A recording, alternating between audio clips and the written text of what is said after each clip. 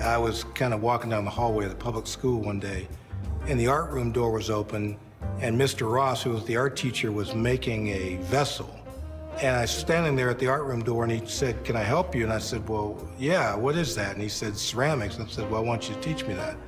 Got pretty good at clay, got pretty good at English, and graduated from Oliver High School.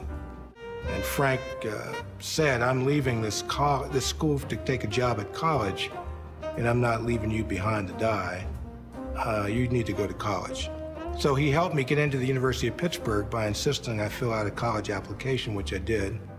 Graduated from Pitt and founded Manchester Craftsmen's Guild to basically repeat my experience with other kids in the neighborhood that I had had with Mr. Ross. We have this 62,000 square foot facility that basically reflects every principle that Frank believed in, including a 350-seat music hall that's winning Grammy Awards and showcasing artists that I used to hear when Frank used to bring these album ins when I was 16 years old. You know, I met Bill, as you said, some 20 years ago. I literally wandered in the building as it had just been completed and did a tour, the same tour that Bill gives today, different programs, and we ended up in the music hall.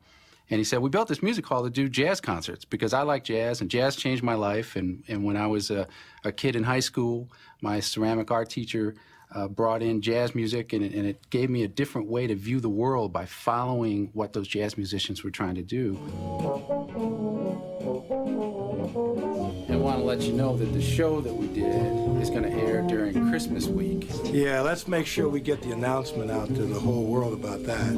Over the last couple decades, we have had here in the concert hall virtually all the living masters there are, from Dizzy Gillespie to Carmen McRae, and on and on and on.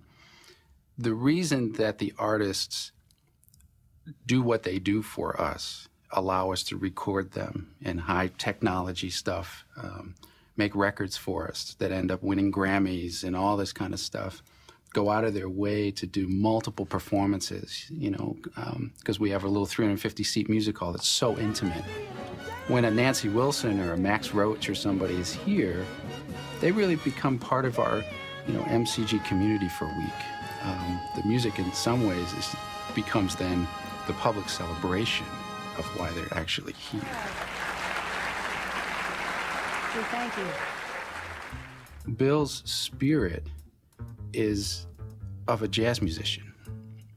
Even though he can't play a note per se, the way that he thinks about life, and certainly manages this place as a jazz musician, that he's kind of a band leader.